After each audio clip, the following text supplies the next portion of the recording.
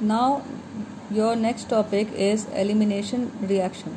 When a haloalkane with the beta hydrogen atom is heated with alcoholic solution of potassium hydroxide, there is elimination of hydrogen atom from the beta carbon and a halogen atom from alpha carbon atom. As a result, an alkene is formed as a product. Since beta hydrogen atom is involved in this elimination reaction, that is why it is often called as beta elimination. Here I am showing you a symbolic example here. First of all, take it as an alkyl halide. This is your alkyl halide with the X is your halogen atom. This is your alpha position, and this is just the carbon atom having the halogen atom is termed as alpha carbon, and just carbon just next to this alpha carbon is known as the beta carbon, and this hydrogen is known as the beta hydrogen. Okay, so when a nucleophile attacks on it, here we are using alcoholic potassium hydroxide, so we can have hydroxide ion over here as nucleophile. So this B is just representing a nucleophile.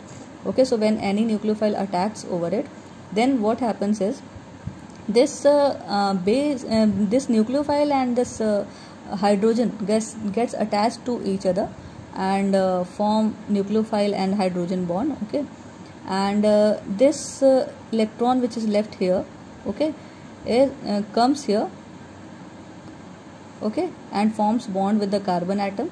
Okay, so alkene is formed in this reaction, and this halogen atom is eliminated from this whole reaction. Okay, so that is why this is known as the elimination reaction, and as it is taken from the beta position of the alkene, that is why it is known as the beta elimination reaction. Next we have our I'm showing you this through an example. This is your 2-bromopentane. Okay, so this is 1 2 3 4 5. This is a 5 carbon chain. On the second position we are having bromine atom, that is why it is known as 2-bromo, and this is 5 carbon chain, this is pentane, so 2-bromopentane. Okay, so this is your 2-bromopentane. When it is attacked by a nucleophile, then we have two kinds of product. First is the product as you can see here that this is your alpha carbon. Okay, so if this is your alpha carbon, then this will be your this could be also your beta carbon, and this could be also a beta carbon. Okay, so in this case double bond can be formed from this side also and this side also. Okay, so in this case we get two kinds of products. In one we have pent 2-ene. Okay, and in the second case we have pent 1-ene, or you can simply say it as pentene.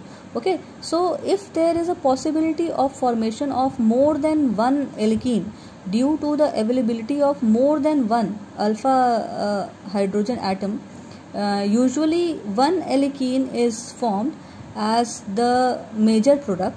Okay, so this part of the pattern first observed by the Russian scientist Alexander Zaitsev, pronounced as Zaitsev. Okay, so this is basically he was Zaitsev, who in 1875 formulated a rule which can be summarized as in dehydrohalogenation reaction, the preferred product is that in which the alkene which has greater number of alkyl group attached to the doubly bonded carbon atom. Thus in this case you are saying that this is your alkene bond.